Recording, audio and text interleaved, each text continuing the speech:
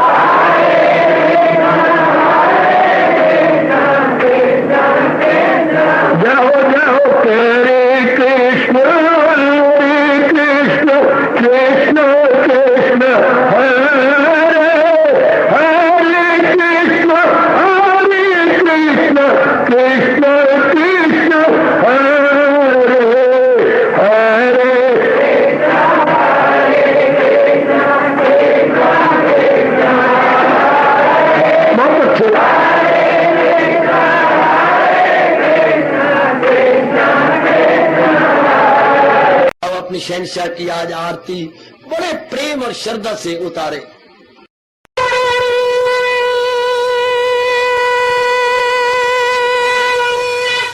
ओम जय जगदीश जय हरे स्वामी जय दीनानाथ हरे भगत दास जनों के अवगुण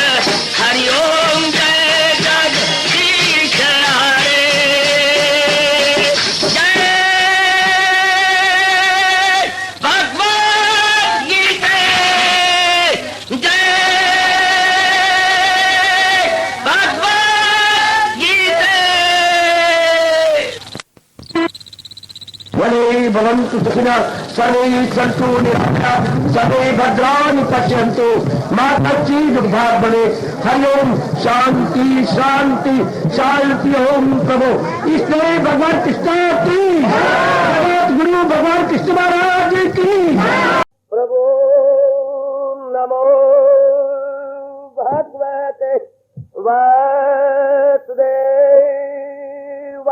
प्रभु नमो भगवते वासुदेवाय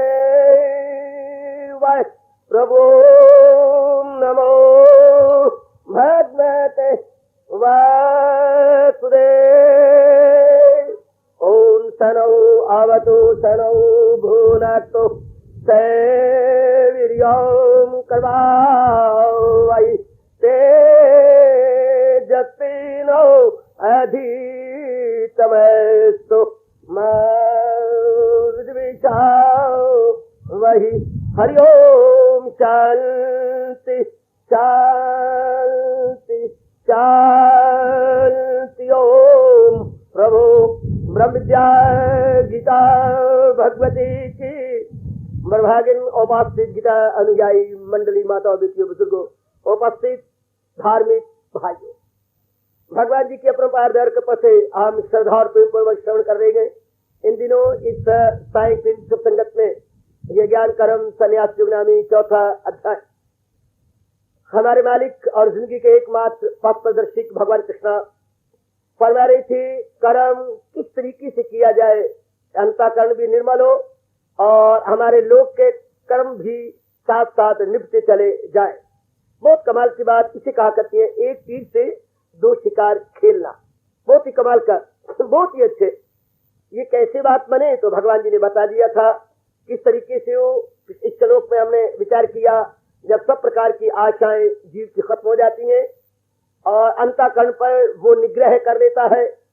उसके बाद भगवान ने कहा प्राणी पदार्थों के इकट्ठ करने का अब शौक उसको नहीं रहता। उसके बाद हजूर ने कहा ऐसा नेक जीव शरीर से कर्म करता हुआ भी न करने के समान अर्थात क्रिया की प्रतिक्रिया उसके लिए नहीं होती। वो कर्म करता चला जाता है लेकिन अपने आप को शांत रखता है अपना संतुलन बिगड़ने नहीं देता।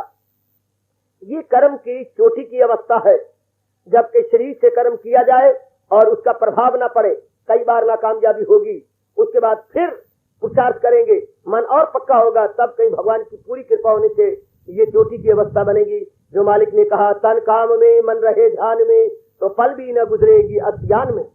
तन से काम होता रहता है मन भगवान की ओर लगा रहता है स्वभाव बन जाता है। ये अभी तो कुछ आपको हैरानगी हो रही है कि कैसे होगा अगर तन काम में नहीं होगा या मन काम में नहीं होगा तो बात कैसे बनेगी। अगर मन पूर्ण पेड़ काम में होगा तब ना धीरे करके अभ्यास कीजिएगा फिर आपको अनुभव होगा क्योंकि ये वाणी का विषय नहीं है ये अनुभव का विषय है कि ये कैसे मुमकिन हो सकता है कि मन तो भगवान के चिंतन में रहे और तन द्वारा काम होते रहे।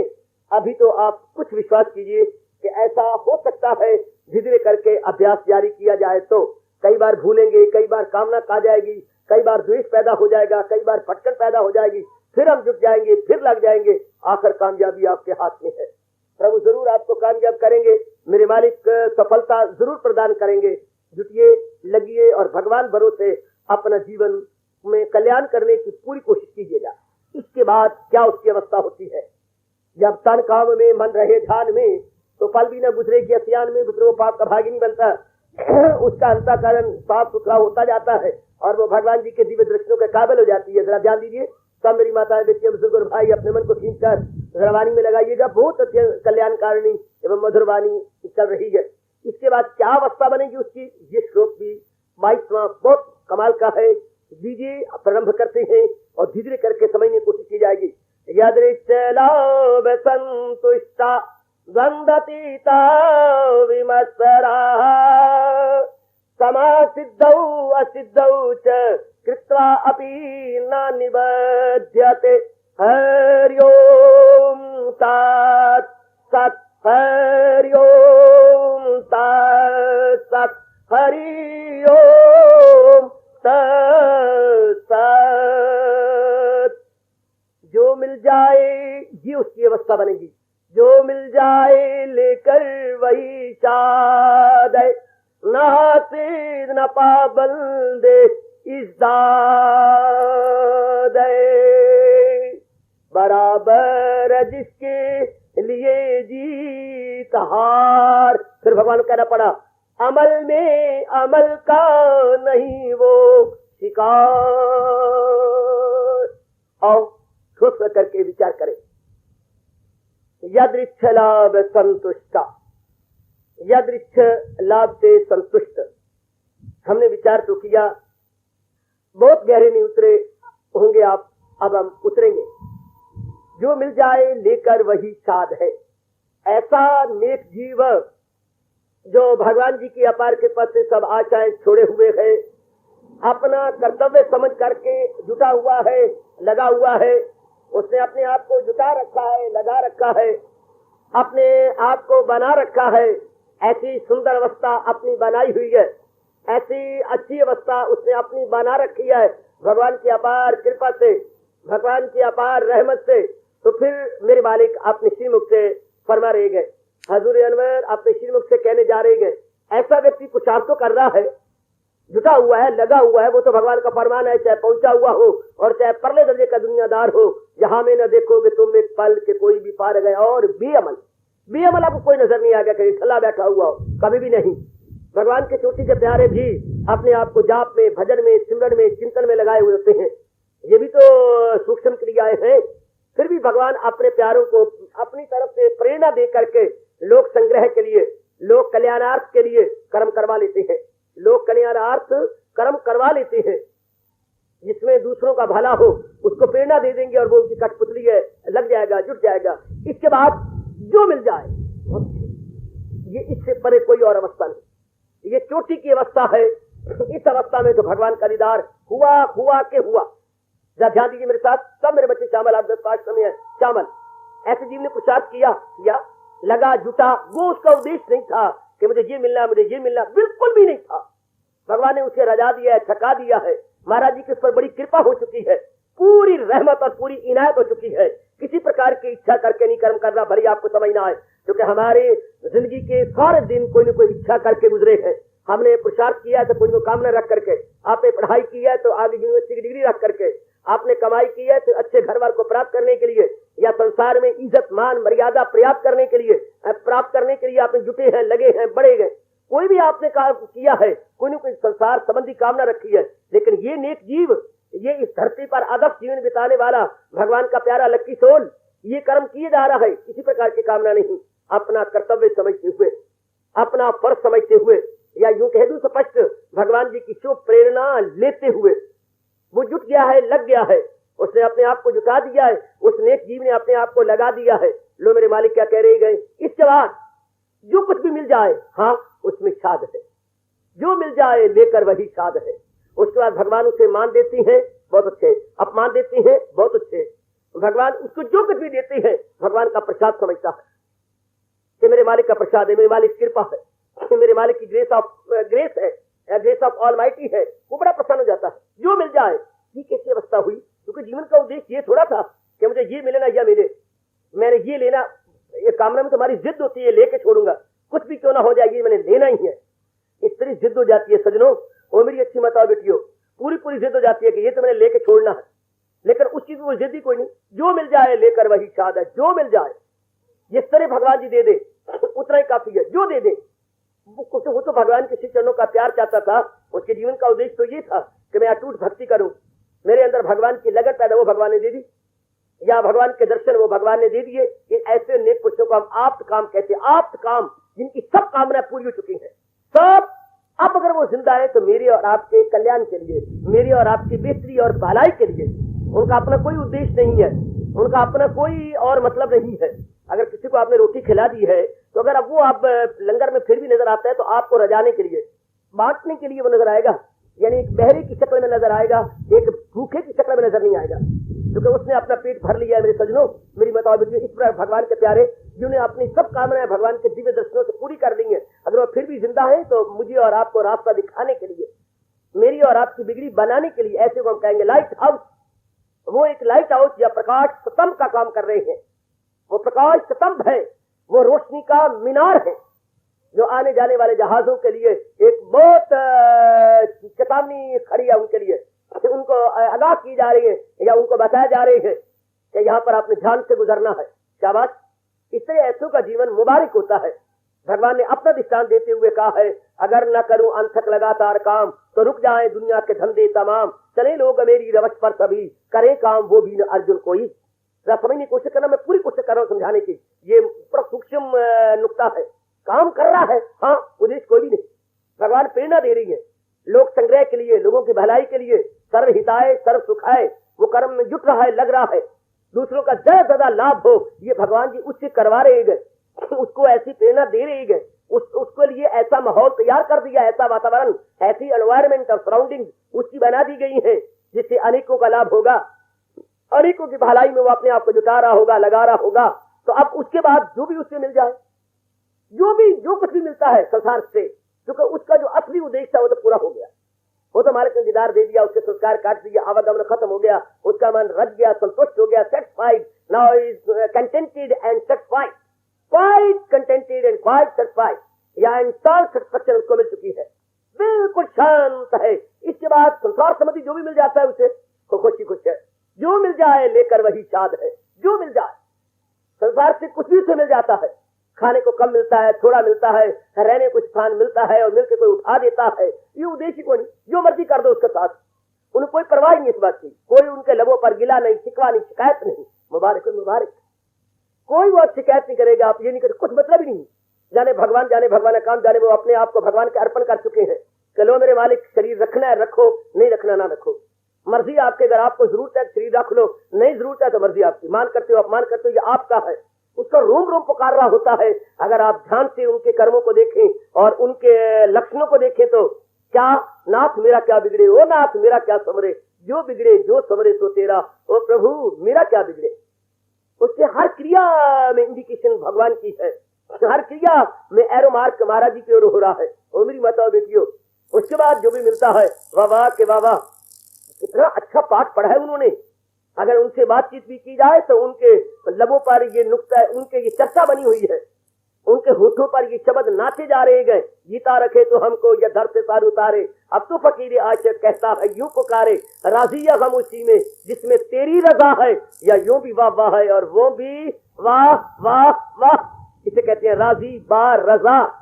मालिक मैं राजी हूँ, जिस तरह आप कर रहे हैं मुझे बड़ी संतुष्टि है, आपसे कभी बुरा हो नहीं सकता, आप जो कुछ भी करेंगे प्रभु जीवों की भलाई के लिए करेंगे, तो फिर मैं क्यों चिंता करूं अपनी। जब आप मेरी चिंता लिए फिरते हैं, जब आपने संकल्प ले रखा है करूं हाजतें उनकी पूरी तमाम, वो मेरी हिफाजत में हो सुबह शाम। जब भगवान ने संकल्प ले लिया ऐसे भक्तों के लिए तो उनको क्या चिंता है। जब आपके माँ बाप आपके घर में होती हैं और आप अभी मेजर नहीं हुए, आप अभी मासूम हैं, आप अभी निभाले, अभी पूरी शक्ति वाले नहीं हुए, तो माँ बाप को पूरी चिंता है, आपकी पूरी चिंता है आपकी। अभी आप पूरी अवस्था में नहीं आए, अब छोटी उम्र में है, हाँ नाबालिग है, तो माँ बाप को चिंता है खाने पीने रखने का बनाने का। तो भगत तो भगवान का नाबालिग बच्चा हमेशा के लिए है, या उम्र का तकाजा नहीं या मन के भाव का तकाजा है। चाहे उसकी उम्र 80 साल की होगी फिर भी भगवान के लिए वो नाबालिग है। प्रभु मैं मुझे नहीं पता, जैसे आपकी इच्छा है। जैसे 6-7 साल का बच्चा कहता है अम्मा तू जैसे कहेगी मैं करूंगा, तो वो भी बिल्कुल ऐसे बच्चों की तरह बन चुका है। ये तीनों एक ही लाइन में रखने योग्य है, बालिक, पहुंचा हुआ महात्मा और पागल।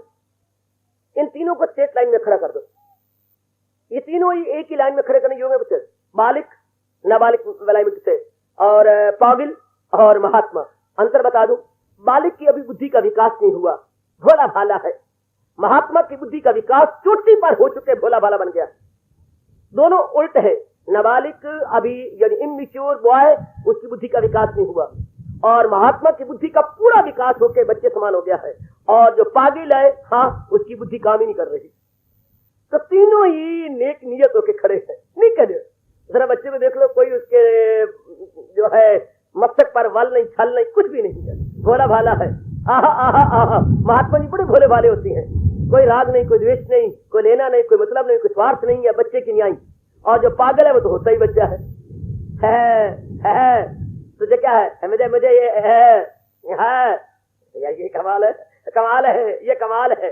जो आप बोलते हैं वही बोलते जा रहा है, उसकी अपनी बुद्धि काम नहीं करती, उसकी जो अंडरस्टैंडिंग वेन्स है वो नहीं काम कर रही। तो तीनों ही स्टेट लाइन में रखने योग्य है। कोई इच्छा नहीं, कितना अच्छा जीवन होता होगा, अंदाजा लगा लो जिनमें राग द्वेष नहीं रहा।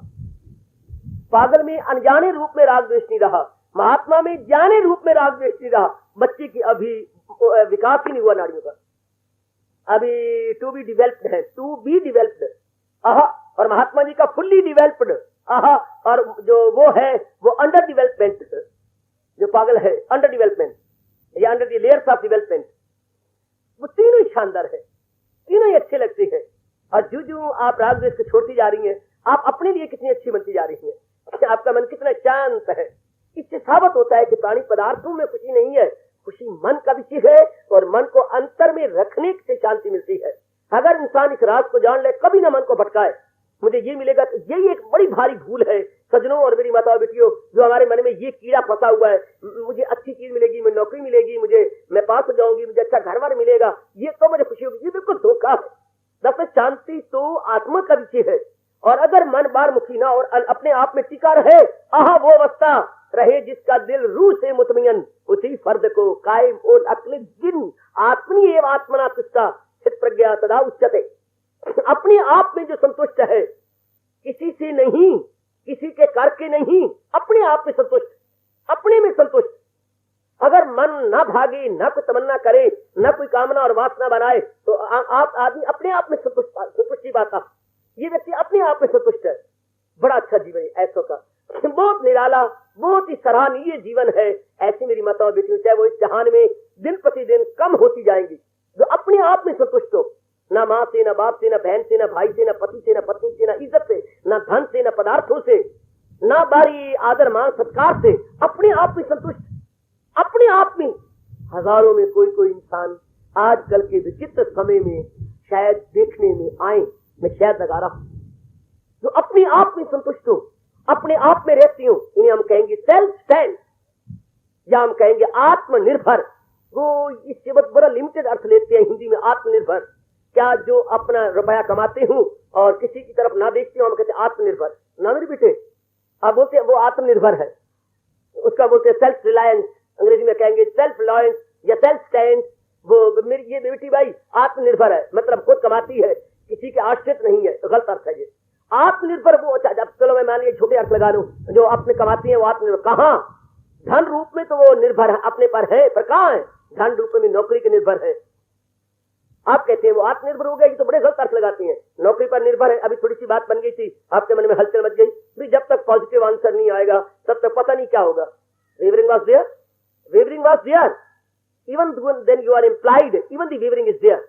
पता नहीं क्या होने वाला है, पता नहीं क्या होगा, कहीं कोई ये ना बन जाए, वो ना बन जाए। आहा, आत्मनिर्भर कैसे? आप कमा रही हो, हाँ, तो जो भी आपका हेडमिस्ट्रेस है उसके अधीन है, तो जरा तो टाइम ना पहुंचे, जरा तो ये बात ना बने, ये आत्मनिर्भर कैसे आप कहती हैं? फिर आपने खुशी के लिए कहा का आप निर्भर नहीं करते।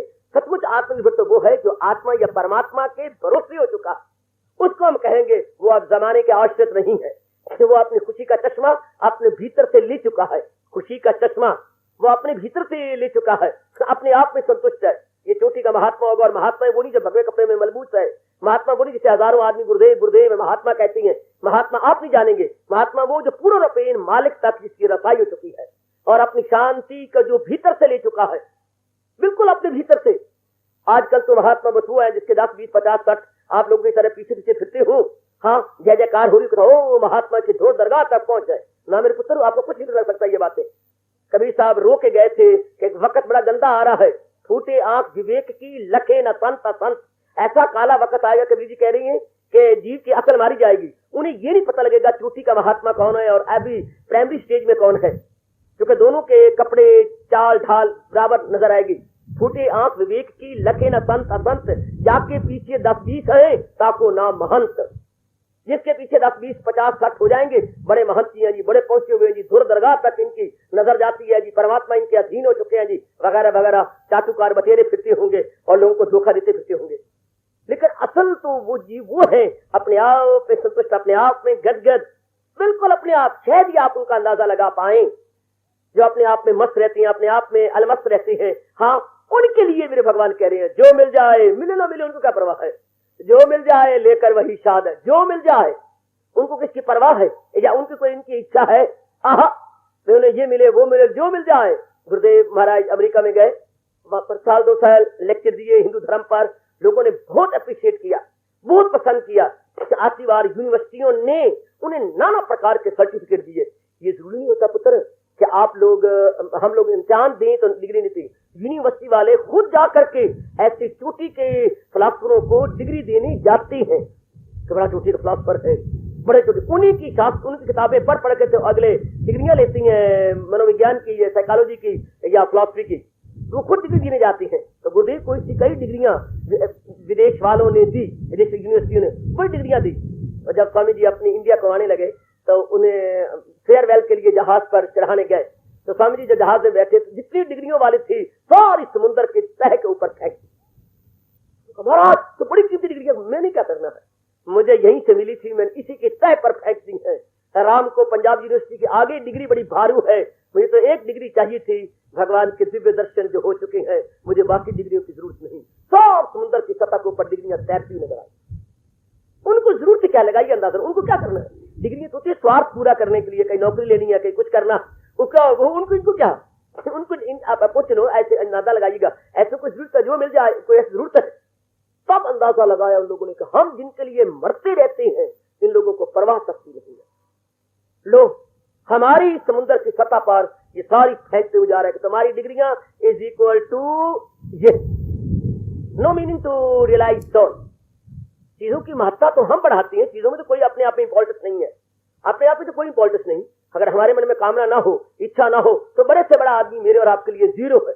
बड़े से बड़ा, चाहे कोई गवर्नर आए, चाहे कोई चीफ मिनिस्टर आए, अगर हमारे भी कोई कामना नहीं है इज इक्वल टू जीरो। बड़े बड़ी को आदर मान तो हमने दे रखा है। परमात्मा की कसम, अगर सारी जीव ना हो और इनके पास कोई भी कामना वाला ना जाए तो ये बिल्कुल बेइज्जत होकर के नौकरी छोड़ के आ जाए। मिनिस्टर के पास कोई भी ना जाए, चीफ मिनिस्टर के पास कोई भी ना जाए, गवर्नर के पास कोई भी ना जाए, प्राइम मिनिस्टर के पास कोई भी ना जाए, तो अपनी कुर्सियां तुड़वा तुड़वा के सारा दिन घर में आ जाए। कोई भी इनके पास कामना का चले तो दुनिया कामना से भरपूर, बस ये धक्के देते रहेंगे, चला जा और चला है और कोई सूचते दे गए क्यों आ गए। और दुनिया मरी पड़ी है, उनको अकल तो है नहीं, दानात वो है नहीं, अपने अंतर्मुखी तो होते नहीं, इसलिए इन जीरो की वैल्यू बना रखी, मतलब कुछ भी वैल्यू नहीं इनकी। वैल्यू तो हमने बढ़ाई है पुत्र। अगर हम आप काम हो, हम अपने अंतर्मुखी जाने वाले हो, हमारे पास चोटी अज्ञान हो तो होना नहीं।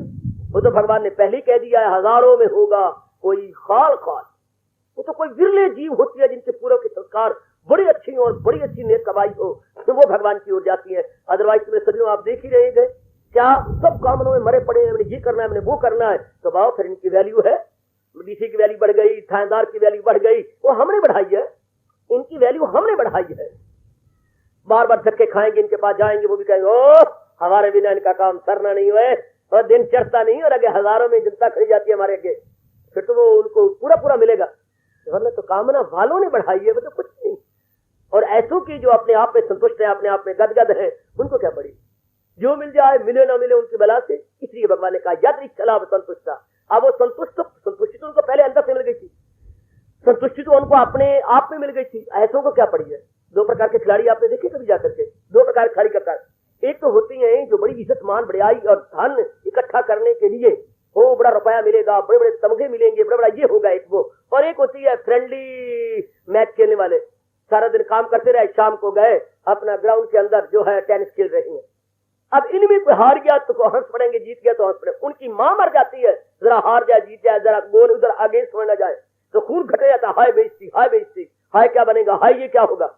एप्लेन के जो संसार के लिए खेला करते हैं, जरा उधर देखिए कितना फर्क है, कितना भारी फर्क है, बड़ा भारी। खेल दोनों रूप में खेल हो रहा है, एक फ्रेंडली मैच है और एक प्रेस्टीज मैच है। Prestige match and friendly match में आकाश पाताल का अंतर है। मेरे देश की प्रेस्टीज है, मैं देश के लिए लड़ रहा हूं, इंडिया का अनादर न हो जाए, ये कितना फर्क है। ओलंपिक गेम में और फ्रेंडली गेम में आकाश पाताल का अंतर है। सिर्फ भावना का अंतर है मेरे सजनों, मेरी माताओं बेटियों। इसी प्रकार इनकी भावना का अंतर है। ये कर रहे हैं लेकिन कोई कामना रख के नहीं, कोई इच्छा रख के नहीं। भगवान ने प्रेरणा दी है, ये हर एक की भलाई में कर रहे हैं। उसके बाद गुरु को कुछ मिलता है नहीं मिलता, उनको परवाह नहीं समझती। उनको इस चीज कारण उन्होंने तो किसी चीज को सामने रख के नहीं कर्म किया, बल्कि भगवान की प्रेरणा को सामने रख के कर्म किया। महाराज जी ने इंस्पायर्ड किया है, वो करते रहेंगे। ये है चोटी की अवस्था। भगवान बड़े खुश होते हैं जिन्होंने ये अवस्था बना ली है, कर रही हैं, जुट रही हैं, लगे हुए हैं। हाँ, जो मिल जाए लेकर वही साध है। धीरे धीरे करके बनाइए ये अवस्था। यह है इंसान की इंसानियत चोटी को पहुंची, मानव की मानवता चरम सीमा या क्लाइमेक्स को टच करने लगी। चरम सीमा पर पहुंच गई ये मानवता।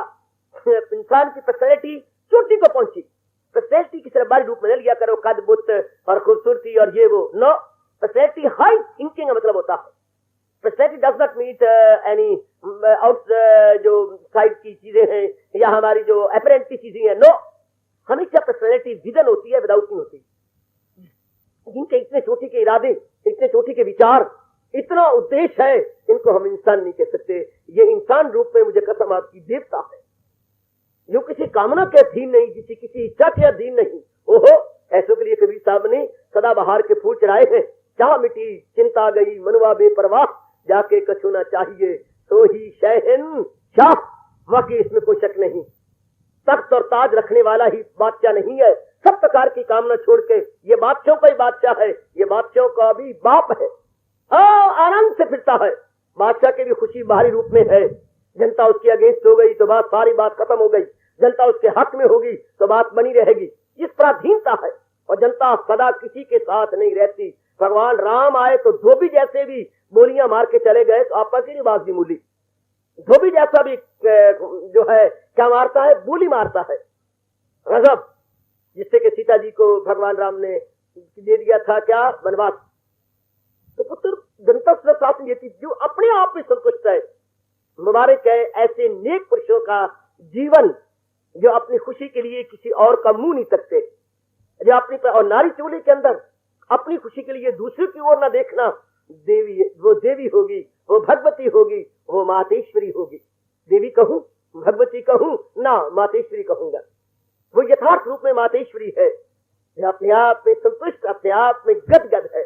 अपनी खुशी के लिए दूसरे को नहीं देखती या अपनी खुशी किसी से उधार नहीं लेती। आज तो जमाने में खुशी उधार ली जा रही है, यहाँ से वहां से। सिर्फ रुपया ही उधार नहीं लिया जाता।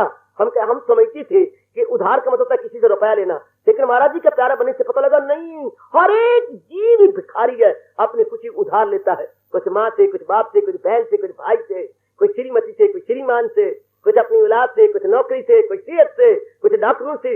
हम खुशी अपनी उधार लेते फिरते हैं।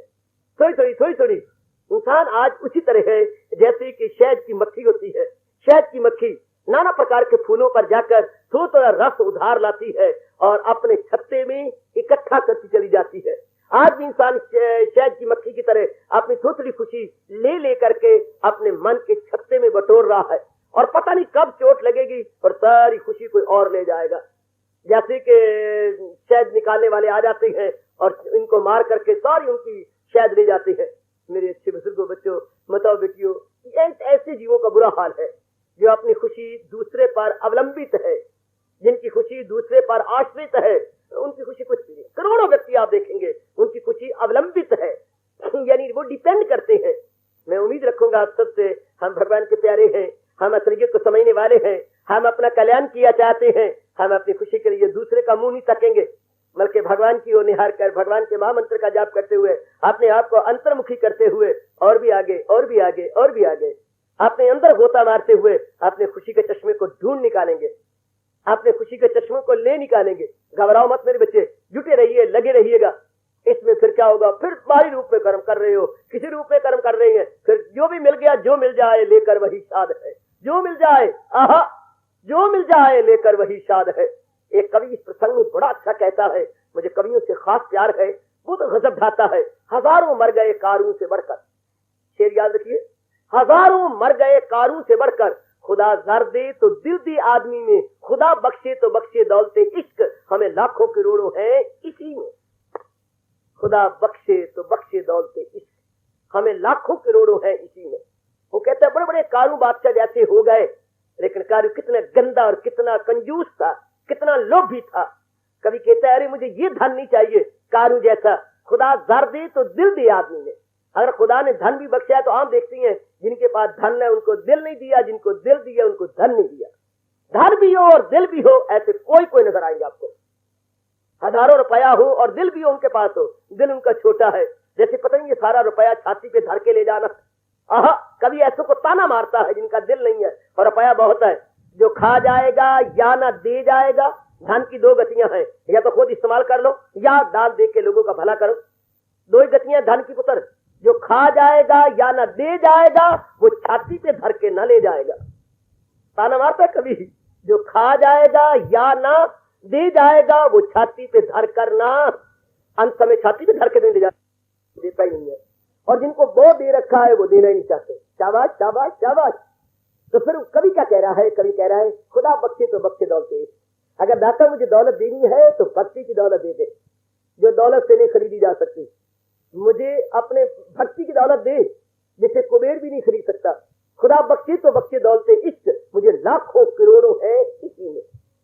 मैं इसी को समझूंगा कि ओ मुझे भगवान ने बहुत कुछ दे दिया, क्योंकि उनके जीवन का उद्देश्य क्या मनी इकट्ठा करना नहीं होता, लफ्ज और नेम और फेम नहीं इकट्ठा करना होता। उनके जीवन का उद्देश्य प्रभु में तल्लीन हो जाना है, मालिक में एक मेक हो जाना है। अब मीरा जी को सामने रखो, एक इनको अगर संसारी रूप में बहुत कुछ मिल जाए जिनके लिए क्या मैंने रखता है। कबीर जी को सामने रखो, प्रातः स्मरणीय संत शिरोमणि गोसाई तुलसीदास जी को सामने रखो, पंजाब को चार चांद लगाने वाले बीसवीं शताब्दी के ज्ञान सम्राट स्वामी रामतीर्थ गुरु महाराज जी को सामने रखो, विवेकानंद जी को सामने रखिएगा। अब इनको संसार संबंधी कुछ मिल भी जाए, क्या मैंने रखता है? All the same to them, क्या मिल जाए? कुछ भी मिल जाए, कुछ भी मिल जाए, इनके लिए क्या मैंने रखता है? विवेकानंद फॉरेन कंट्री से लाखों रुपए इनको भेंट पे दिया गया, कुछ इनके लिए क्या मैंने क्या रखता है? आते ही अस्पताल खुलवा दिए गुरुदेव के नाम पर, कॉलेज खुलवा दिए गुरुदेव के नाम पर, इनके लिए क्या मैंने क्या रखेगा? इनके जीवन का उद्देश्य रुपया बटोरना नहीं था, इनको तृप्ति अपने भीतर से मिल चुकी है, इनको क्या मैंने रखता है? जरा ऐसे जीवन सामने रख करके इस श्लोक को पढ़ो, जो मिल जाए लेकर वही साध है, न हासद न पाबंदी इस दाद है। ऐसों के लिए क्या मैंने रखता है? यद इच्छलाभ संतुष्टा, यद इच्छलाभ संतुष्टा, वो अपने आप में संतुष्ट है। जरा मीरा को सामने रखनी बेटी, अगर ऐसों को बहुत कुछ मिल गया तो क्या हो गया? अगर अकबर ने साधु के भेष में आकर के 9 लाख हार उतार के दे दिया है तो इसको लिए क्या मैंने रखता है? जैसे पत्थर के हार उतार दिए गए दे दिए, उनको मैं नहीं रखता, वो नहीं रखे तब ना। 9 लाख हार तो हमने वैल्यू दे रखी है, अपने आप में तो हीरे पत्थर की तरह है। आहा, भगवान ने भी कहा जो पहुंची हुई थी उनके पत्थर मिट्टी और सोना एक समान। आपने कई बार श्लोक पढ़ा पुत्र, ये तो वैल्यू हमने दी है। अब आप जितनी सोने की वैल्यू दे रहे हो, आप नर नहीं देता, आप लोग वैल्यू दे रहे हैं, ये तो आप समझिए ये खूबसूरती का विशेष अंग है। लो मैं अब ऐलान कर रहा हूँ, अब जो दिन चढ़ रहा है नारी का मन हट गया है, इसको ये समझने में बड़ा अच्छा हुआ जो इसकी कीमत बहुत बढ़ गई है। हाँ, अब छोड़ते मारो काट ना, कोई जुड़ते हमें क्या पड़ी, साथ गर्दन भी कटवा ले और साथ ये भी कर ले, 2000 रुपया तोला मारो काट हम ही पहनते। अब आपकी दृष्टिकोण बदल दिया, जो नई पीढ़ी आ रही है इनको दृष्टिकोण बदल गया, हमारे को सोना सोना सोने की वैल्यू हमने बढ़ाई थी और आप ही विड्रॉ कर रही हो, फिर भी आप कोई अपने लिए नहीं रखता, कोई अर्थ नहीं रखता। तो वैल्यू तो हम चीजों के हम बढ़ाते हैं, अपने आप में तो इनको वैल्यू नहीं है। अपने आप में कोई वैल्यू नहीं। शाबाश मेरे बच्चे शाबाश। किसी चीज की वैल्यू अगर इंसान ना बढ़ाए अपनी ओर से, कोई वैल्यू नहीं। इंसान ही ना बढ़ाए तो इंसान को चूंकि भगवान ने ज्ञान नहीं दिया और फिर ये बाहरी रूप में धक्के खाता है, तो कभी इसकी वैल्यू बढ़ा, कभी उसकी वैल्यू बढ़ा, कभी उसकी वैल्यू। आपने जिंदगी काटी है, जमाने में क्या क्या पहले किस किस चीज की वैल्यू थी, पहले कि कोई कपड़ा चला था उसकी बड़ी वैल्यू बढ़ी, फिर उससे और आगे कपड़ा उसकी वैल्यू घटा दी, फिर कोई उसके बाद और आया और वैल्यू घटती गई घटती गई घटती गई घटती गई। आगे आगे देखिए होता है क्या, जमाने का हाल देख लो। चंद दिन पहले एक चीज की वैल्यू बढ़ती है, फिर उसके बाद हम उसकी वैल्यू घटा लेते हैं, वो बिल्कुल धक्के खाती रहती है, फिर किसी नई चीज की वैल्यू बढ़ती है। अपनी आंखें के सामने देखो, हमारे वक्त बड़ी शानदार वैल्यू थी क्या, हारमोनियम की बड़ी गजब की वैल्यू, हमारे देखते ही देखते ग्रामोफोन आ गया, उसकी बड़ी वैल्यू बढ़ गई। उसके हमारे देखते देखते आपका रेडियो आ गया, बड़ी वैल्यू बढ़ गई। हमारे देखते देखते ट्रांजिस्टर आ गया, बड़ी वैल्यू बढ़ गई। आपके देखते देखते क्या ये टेलीविजन आ गया, बड़ी वैल्यू बढ़ गई। आपके देखते देखते रंगीन टेलीविजन आएगा, उसकी वैल्यू बढ़ जाएगी। अभी आगे आगे देखिए होता है क्या, देखते ही देखते इतनी सब चीजों की वैल्यू घटती जा रही है और आगे आगे आगे नए आ रहे हैं। Old always change it yielding place to new. पुरानी चीजें हटती जा रही हैं नई चीजों को स्थान देने के लिए। यही हम देख रहे हैं, संसार का हाल यही है। जो दादाजी के वक्त मकान थे उनकी वैल्यू कुछ नहीं, जो पिताजी की वैल्यू थी वो आज तो नई नई कॉलोनियां हैं, नए प्रकार के मकान हैं। और कोई वक्त आएगा इनको भी मात कर देंगे आगे आने वाली पीढ़ियां। इन मकानों को कुछ निवेश कुछ नहीं जी, और बड़े शानदार। मैं आज ही आपको स्पष्ट बता देता हूँ, आपके चंडीगढ़ बहुत शानदार, बहुत शानदार। अभी बोलूंगा कुछ नहीं, एक और नया नगर कुछ सालों के बाद बनेगा जो इसको भी परमात्मा को सम्मान कर देगा। चंद सालों के बाद ऐसा एक और कैपिटल बनेगा जो इसको मात कर देगा। फिर क्या होगा? फिर लोग कहेंगे अरे जैसे अभी चंडीगढ़ भाई देखने योगा आपके पर मुंह पर वो होगा भाई फलां शहर ने तो चंडीगढ़ को मात कर दिया है, फिर गजब ढा दिया। इसमें अनेक कमियां रह गई हैं जो उसमें होंगी, जो उसमें बनाई जाएंगी, अनेक कमियां अभी लाले पड़ रही हैं उनके। दिन प्रतिदिन हमारे चंडीगढ़ में जबरदस्त एक आफत आ गई है, पानी की कमी, शॉर्टेज, वाटर शॉर्टेज। दिन प्रतिदिन उनकी एक्सपेक्टेशन की सारी गलत निकली है। हम ये कर लेंगे वो कर लेंगे, इस तरह और कमी आती जा रही है, बिजली की, पानी की, और भी शॉर्टेज होती जाएंगी। उनको माफ करेगा, एक नया कैपिटल बनेगा। हाँ, फिर क्या होगा? दुनिया में चलता इससे रहता है। अभी आप कहते हैं वर्थ सीइंग, फिर कहेंगे दैट इज वर्थ सीइंग, फिर उसको भी कोई माफ करेगा, फिर दैट इज वर्थ सीइंग, फिर तो कुछ बात न बनी, फिर तो कुछ भी ना हुआ। आहा, इसी तो इंसान धक्के खाता रहे, इस तरह अपनी अनमोल जिंदगी को तबाह करता रहेगा। Tomorrow here, today here, tomorrow there, today here, tomorrow there. तो इंसान का कोई कैरेक्टर ना हुआ, इंसान का अपना कोई स्थान ना हुआ। आहा, आइएगा, अंदर की वो अवस्था है जिसमें तलीन हो जाने के बाद जीव हमेशा के लिए स्टैंड कर जाता है, सदा के लिए स्टैंड करता है, सदा के लिए। कमाल कर जाते हैं, गजब ढा जाते हैं, कमाल करते हैं पुत्र, अपने आप में गजब ढा देते हैं। अभी चंद दिन पहले रांची की ट्रेन जहां से चली थी, उन्होंने कभी कमाल कर गई बनाने में, इंजन अब डब्बे कमाल के। अब जो आपके हिमालयन क्वीन चली है, अभी गुजर गई हमारे सामने, इसने गजब खा दिया, रिकॉर्ड रख दिया। हिमालयन क्वीन, ये हिमालय की क्वीन, ये इसका नाम रखा गाड़ी का, तो कमाल कर दिया। अब फिर कुछ 4-5 साल बाद और गाड़ी निकालेंगे, वो उसको कमाल कर देगी। तो फिर विचारवान इसलिए इन पदार्थों पर दिल नहीं देता, अपना मन विड्रॉ कर लेते कि ये भी क्या बात बनी। जैसे राजी होते हैं, पहले जिस रानी का ब्याह किया उसको बड़ा अच्छा समझा, फिर उसके बाद दूसरी सलाह उसको वैल्यू घटा दी, फिर तीसरी को, चौथी को। कोई उनका है दीन ईमान? दुनिया वालों का ना कोई दीन ईमान, सिर्फ चढ़ते सूरज को राम राम। जिसकी पतंग चढ़ गई, मान आ गया, आबरू उनकी चढ़ गई, वाह वाह वाह, दुनिया वाले उसके पीछे हो जाएगी, उसी के पीछे। फिर उस चंद के बाद उसको गिरा देंगे, कोई और वस्तु है, फिर उसके पीछे धक्के खाने लग जाएंगे। सजनों, दुनिया वालों का तो बहुत बुरा हाल है, बहुत बुरा, धक्के खाते फिरते हैं। भगवान के प्यारे हैं जो अपने आप में शांत होकर आनंदित है, उसके बाद फिर जो मिल जाए लेकर वही शाद है। जब शाद है, पूरी शांति तो उनको अंदर से मिल गई है, बाहर से कोई चीज मिली ना मिली उनके लिए बराबर है। ये चीज मिली तो क्या, वो चीज ना मिली तो क्या, अपने आप में संतुष्ट है, अपने आप में गदगद है, अपने आप में प्रसन्न है। जिंदगी है तो ऐसी जिंदगी है। ऐसे को देख करके महापुरुष कह गए, निराली चाल है इनकी, जमाने से निराले हैं ये आशिक कौन सी बस्ती के, यार अब रहने वाले हैं। ये कहाँ के रहने वाले हैं? इनकी चाल निराली, इनकी ढाल निराली, इनकी नैनों में खुमारी, ये अपने आप में मस्त, ये किसी के तलुए नहीं चाटते, ये किसी के मुंह के चमचे नहीं बनते। जमाना मुंह के चमचे बनने के आ गया है। अभी चमचे बनने का है, उससे कड़छी बनने का आ जाएगा, यानी और ज्यादा देना पड़ेगा, और ज्यादा करना पड़ेगा। ये तो फिर कोई बात नहीं बनी, दूसरे के मुंह तकते रह गए। जीवन है तो ऐसों का जीवन है जो अपने आप में संतुष्ट, अपने आप में गदगद, अपने आप में प्रसन्न। मोस्ट लक्की, मोस्ट लक्की, मोस्ट लक्की सोल। बड़े अच्छी किस्मत वाले हैं जो अपने आप में प्रसन्न रहते हैं, अपने आप में गदगद रहते हैं। भगवान ऐसों के लिए कह रहा है, जो मिल जाए लेकर वही शाद है, ना हासद ना पाबंदे इज़्ज़ाद है। इस पर तो फिर विचार होगा। अभी तो इतने में अपने आप में ऐसों को जीव कहेंगे, ये है self stand lucky soul, self stand lucky soul. अपने आप में संतुष्ट रहने वाले, आत्मीय आत्मना तुष्टा है ये। आत्मीय आत्मा अभी तो आप पूरा नहीं समझ पाएंगे, क्योंकि अभी आप इस मार्ग पे चले हैं, जुटे हैं, लगे हैं। इनको अपने आप में खुशी मिलती जा रही है, अपने आप में प्रसन्न है, किसी से कोई मतलब ही नहीं है। आहा, किसी कोई लेना देना ही नहीं है। आहा, अपने आप में संतुष्ट। जब उमड़ा दरिया उल्फत का, हर चार तरफ आबादी है जिनके उद्गार हुआ करती है, पहुंचे हुए को जिनको शांति अंदर से मिल गई उनके उद्गार है। जब उमड़ा दरिया उल्फत का, हर चार तरफ आबादी है, हर रात नई एक शादी है, हर रोज मुबारक बादी है। इनके लिए हर रात शादी की तरह है, हर रात दिवाली है, हर रोज दशहरा है। हर रात दिवाली है, हर रोज दशहरा है। इनकी हर रात दिवाली है जो अपने आप में संतुष्ट है, और हर रोज मानो दशहरे की मानद है।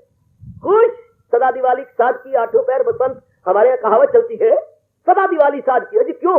अपने आप में संतुष्ट रहने वाले हैं ना। इनकी सदा दिवाली है। हमारे लोगों की दिवाली साल में एक दिन आती है, बढ़िया कपड़े पहन लिए, सज धज गए, जरा बटक मुटक के गए, जरा बाजार में मिठाइयां आ रही हैं, दिवाली मुबारक, Diwali greeting, Diwali greeting, Diwali greeting, Diwali मुबारक, दिवाली मुबारक। और इनको देखो जिनको अपने में संतुष्टि है, सदा दिवाली है। अपने आप में गदगद, अपने आप में प्रसन्न, अपने आप में खुश फिरते हैं, अपने आप में मजा लेते रहते हैं।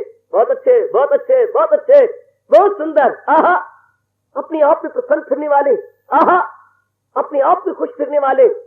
कोई जुल्म नहीं, कुछ जोर नहीं, कुछ दाद नहीं, फरियाद नहीं, और कुछ जोर नहीं, कुछ जबर नहीं, कुछ शागिर्द नहीं, उस्ताद नहीं। और है जितनी बातें दुनिया की ये भूल गए, कुछ याद नहीं। है जितनी बातें दुनिया की ये भूल गए, कुछ याद नहीं। और कुछ जुल्म नहीं, कुछ जोर नहीं, कुछ जबर नहीं, आजाद नहीं। है जितनी बातें दुनिया की सब भूल गए, कुछ याद नहीं। क्यों याद नहीं? क्योंकि खुशी ज्यादा मिल चुकी है। क्यों दूर जाते हो? माँ के पास आप 5-6 महीने के बाद गई, अम्मा आपको चूम रही है, चाट रही है, तुम दिए तो मैंने याद ही नहीं किया। 5-6 महीने हो गए, चंगी तेरी में शादी की थी तो आई नहीं मेरे पास। पात्र लिख लिख के मैं थक गई। क्या मेरे पात्र नहीं मिले? क्या भैया का लिखा हुआ पात्र नहीं मिले माँ? क्या पिताजी का पात्र लिखा हुआ नहीं मिला है? क्या मेरे डूडे मुडे अक्षरों वाला पात्र नहीं मिला है? फिर दिए तू क्यों नहीं आई? अम्मा सच मान, मुझे इस घर से भी ज्यादा खुशी, ज्यादा इज्जत उस घर में मिल चुकी है। माँ, अगर वहां कोई कमी होती, कुछ होता, मैं तेरे पास आती। अब तूने प्राय पुत्रों के हवाले कर दी है, और शुक्र मना पाए, प्राय पुत्र पूरी कदर करने वाले मिले हैं। अच्छा मेरी धिये, अच्छा मेरी पुत्र, तू वस्ती रहो, तू खुश रहो। क्यों नहीं धी आती? क्योंकि यहाँ से भी ज्यादा खुशी मिल चुकी है। तो कदर करने वाली है, इज्जत करने वाले हैं, सारे उसकी जीजी कर रहे गए, इसलिए नहीं आती। उस दुनिया को क्यों भूल गया? वो क्यों कह रहा है कुछ याद नहीं? सब क्योंकि इससे भी कहीं ज्यादा खुशी उसको मालिक से मिल चुकी है। इसको आग लगाए क्या करे? हमारी सगी बहन नहीं घर में आना चाहती। तो अम्मा मैं क्या करूं? अम्मा मुझे बड़ी खुशी मिल चुकी है, बड़े प्रसन्न। तूने तो मुझे देना ही था, तूने मुझे प्राय हवाले करना ही था। बस तेरी धी बड़ी खुश रहती है, तेरी धी बड़ी शांत रहती है। हाँ अम्मा, अगर मुझे घाट होती, कोई ताना मारता, अम्मा मैं तेरे पथ की भी इंतजार किए बिना तेरे घर में आधी रात के कुंडा खटखटाती। अम्मा कनका लंबियां धियां क्यों जमियां नहीं माए, कनका निसरियां धियां क्यों जिसरियां नहीं माए, कह के तनी रोती, ऐसे ताने खिंच खिंच के मारती। पर अम्मा मुझे बड़ी खुशी मिल चुकी है, बड़ी प्रसन्न, मैं बड़ी प्रसन्न हूँ। तो जिनको कंपेरेटिवली वर्ल्डलीनेस बहुत ज्यादा शांति और खुशी मिल चुकी है सजनों, अब उनको क्या है? उनको संसार की ये चीज मिली तो क्या बेमैनी है? बेमैनी, निरर्थक, यूजलेस, फायदे कुछ नहीं। उनको आपने ये दे दिया तो क्या, वो दे दिया तो क्या, ये मिला, उनके लिए क्या है? उनके लिए क्या है मेरे पुत्र? जिनको कंप्लीट हैप्पीनेस अंतर से मिल चुकी है, उनके लिए मेरे भगवान कहते हैं, कर्म करते करते अंतःकरण निर्मल कर लिया, मालिक की याद करते करते अंतःकरण के बिल्लौर की तरह साफ सुथरा कर लिया। उसके बाद कर्म करके जहान कुछ देता भी है उनको, राजा महाराजा को देते भी है। बेमैनी कोई अर्थ ही नहीं। आपने कई महात्माओं की जीवनियां पढ़ी होंगी, कई महात्माओं की जीवनियां पढ़ने का आप शौक रखती हैं और अपनी लाइब्रेरी से ग्रंथ ले लेकर के आप पढ़ रही हैं। अब उनको देखिए ना, क्या क्या महाराजा राजा नहीं दिया, क्या क्या नहीं दिया, और अपनी शांत फिरती आनंदित फिरती है, बहुत आनंदित। अकबर एक दिन वीर अपने कहने लगा, भजनीक अपने मेरे पुत्र होए, अकबर का भजनीक कौन सा पुत्र? तानसेन को कहने लगा, कमाल है तू, तेरा गला, तेरा सोज और तेरी जो ये बजाने की कला बहुत गजब की है, बहुत कमाल की है। सच बता, तेरे गुरु भी जिंदा है? हाँ, मैं उनको सुनना चाहता हूं, उनको बुलाऊंगा। आप लाख बुलाइएगा, वो बिल्कुल नहीं आएंगे। अच्छा तो फिर मैं चलूंगा, वो कहाँ रहती है? फला जगह। तो कहते अपनी जीवनी में आता है उनके, तानसेन अकबर को भेष बदला करके ले गया और वहां जाकर के गुरुदेव की सेवा की। तानसेन तो आ गया, सुना क्या हाल है? बहुत गुरुदेव आपकी बड़ी कृपा हो रही है, बहुत अच्छा हो रहा है गुरुदेव, मैं कुछ सुनना चाहता हूँ आज आपसे।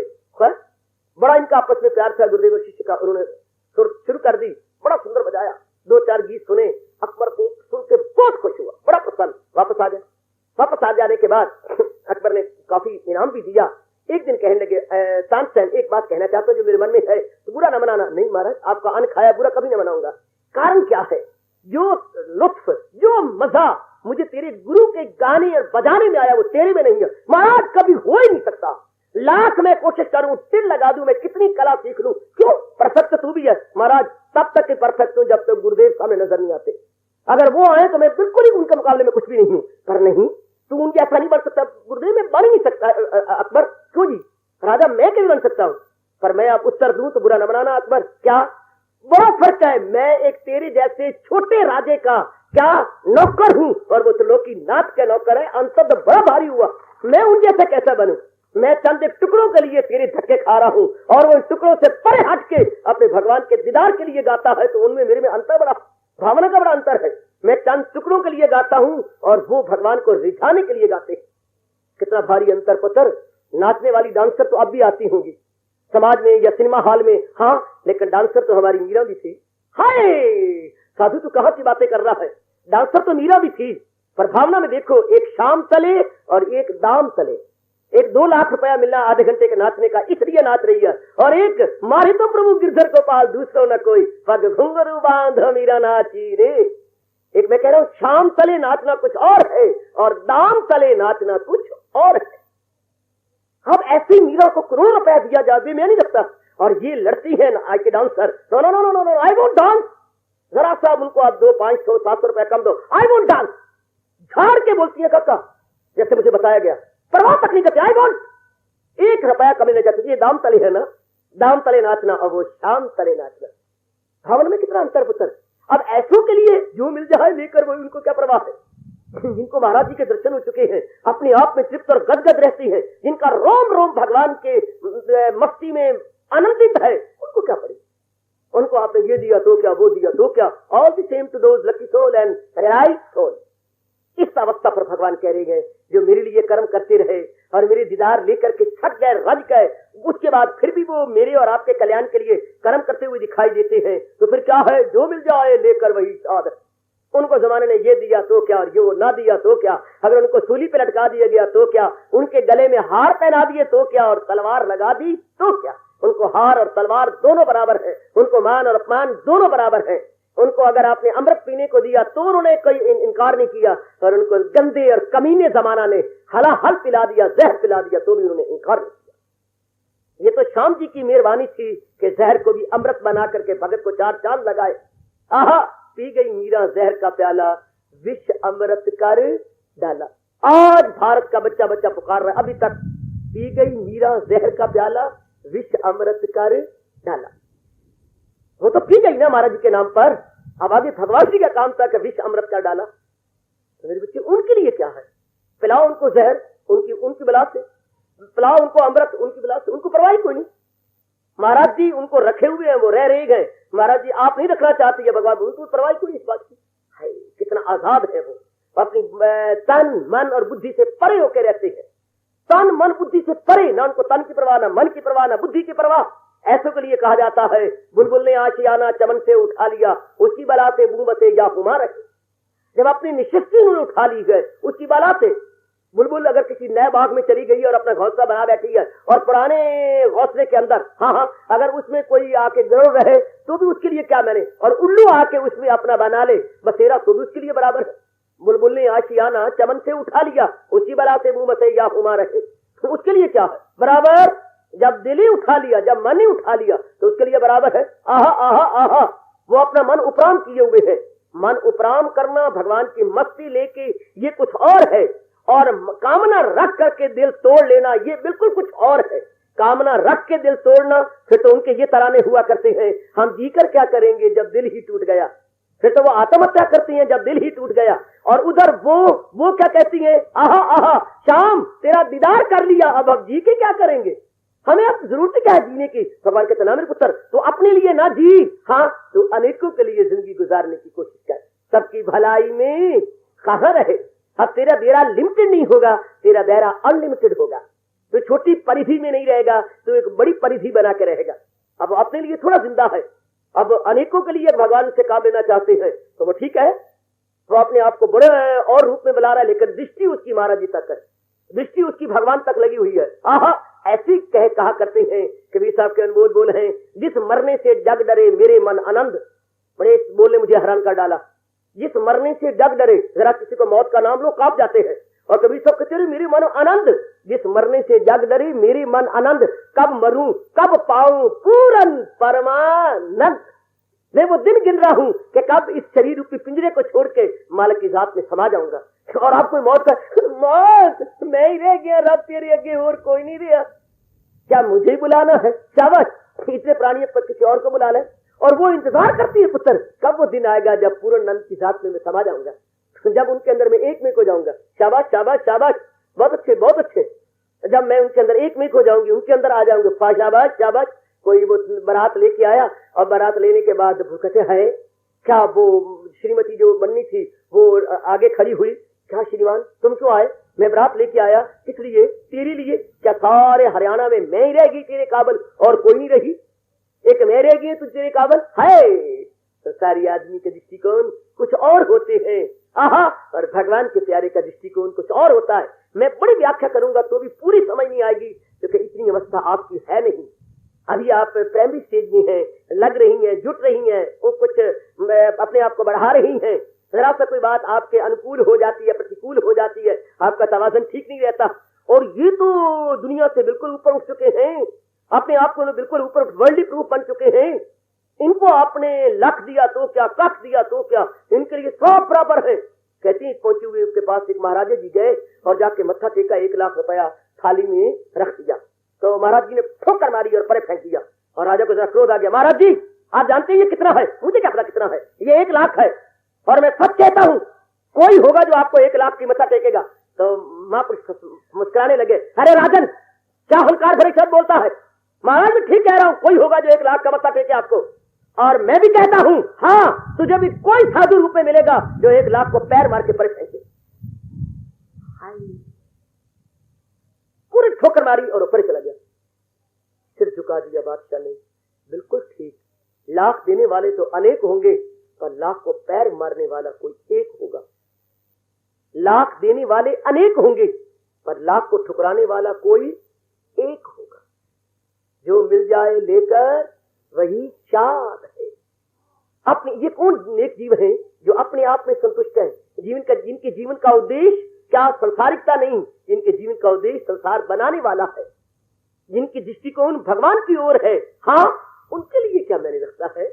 ये तो हम लोगों ने वैल्यू दे रखी है संसार को, वरना संसार की तो अपने आप में कोई वैल्यू नहीं है। इसको थूक की तरह फेंक के गोपीचंद नहीं चलेगा, इसको थूक की तरह फेंक के पूर्ण भगत नहीं चलेगा, इसको थूक की तरह फेंक के, क्या भर्तृहरि राजा ने राजपाट को थूक की तरह नहीं फेंका?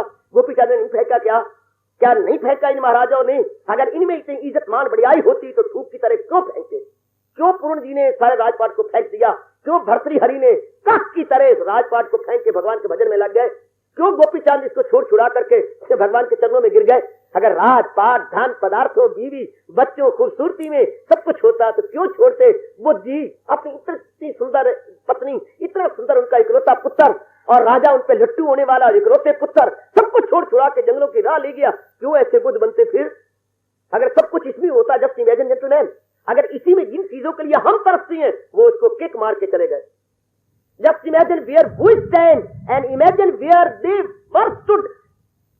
कहां थे वो और कहां हम हैं? कहां वो थे? Where they stood where we stand. क्या उनकी अवस्था थी, क्या हमारी अवस्था? कहां थे वो? ये सब कुछ छोड़ के जा रहे हैं और हमारे जीवन का उद्देश्य ये मिले, ये मिले, ये मिले, ये मिले। भगवान कहते हैं ले ले, लेकिन कंप्लीट सेटिस्फैक्शन नहीं पा सकेगा तू, फिर भी मन के अंदर बेचैनी बेकरारी रहेगी। Where we stand and where we stood, बड़ा अंतर है, बड़ा अंतर है। Where we are standing and where they were standing, कितना अंतर है, दृष्टिकोण का अंतर हो गया मेरे पुत्र। मेरी बेटी दृष्टिकोण में बड़ा भारी अंतर पड़ गया। वो लात मार के जा रहे हैं, जबकि हम लोग इन्हीं चीजों के लिए धक्के खाते फिरते हैं। ये मिले, ये मिले, ये मिले, और उन्हें शुक्रा दी था कि इन तिला में अरे तेल नहीं हो, इनमें कुछ भी नहीं है। वो ठोकर मार के जाते हैं और आज हम उनको लेते हैं। जमाने का हाल देखती हो, एक अपने पुत्र के सिर से कितनी नकदी वार रहा है और एक भिखारी पंजी पंजी दस्ती दस्ती के लिए लड़ रहे हैं। मैंने उठाई थी, मैंने तुम्हें को लेता, तुम्हें लेता। एक सिर से वार रहा है, हाँ हाँ, और एक उठाने में लड़ रहे गए। एक राजपाट, धन, पदार्थों, बीवी, बच्चों को फेंक रहे गए और हम इन्हीं चीजों के लिए लड़ाइयां कर रहे हैं, झगड़ रही हैं, मर रही हैं, जेलों में जा रही हैं, कत्ल कर रही हैं और क्या क्या नहीं कर रहे। कोई इनको थूक की तरह फेंक गए, हम उनकी फेंकी हुई थूक की तरह थूक पर लड़ना चाहते हैं, झगड़ना चाहते हैं। शाबाश शाबाश शाबाश। क्यों? हमारे उद्देश्य कुछ और है, उनका उद्देश्य कुछ और था। ऐसे पूंछुओं का नक्शा खींच रहे हैं भगवान, या ऐसे पूंछुओं के अंतःकरण में बैठे हुए भगवान एक्सरे दे रहे हैं हमें, एक्सरे लेके हमारे सामने पेश कर रहे हैं। ये शरीर का एक्सरे डॉक्टर लेते हैं और भगत के अंतःकरण का एक्सरे भगवान खुद लेते हैं। उनके लिए कोई मशीन नहीं हो सकती, बजाते खुद भगवान के अनमोल बोल है। ये भगत के, ये श्लोक क्या है? भगत के शुद्ध अंतःकरण का एक्सरे है। जो मिल जाए लेकर वही शाद है, न हासद न पाबंदी इस घाट है। आज विचार कीजिए, क्या हमारी भी अवस्था ऐसी सुंदर बन गई है या नहीं? क्या हमारी ऐसी अवस्था बनती जा रही है कि संसार से मन उपराम हो रहा हो, ये मिले मिले, ये मिले ना मिले, अपने आप में संतुष्ट, अपने आप में गदगद, अपने आप में प्रसन्न, हम खुशी के लिए दूसरे का मुंह नहीं सकते। अब हमारे पर तो ये गंदी बात नहीं लागू होती कि खुशी मेरी मुट्ठी में तेरी, खुशी मेरी और मुट्ठी में तेरी। क्या ये हमारे पर तो लागू नहीं होता? या हम अपने आप में गदगद हैं, अपने आप में प्रसन्न होते जा रहे हैं, अपने आप में आते जा रहे हैं दिन प्रतिदिन?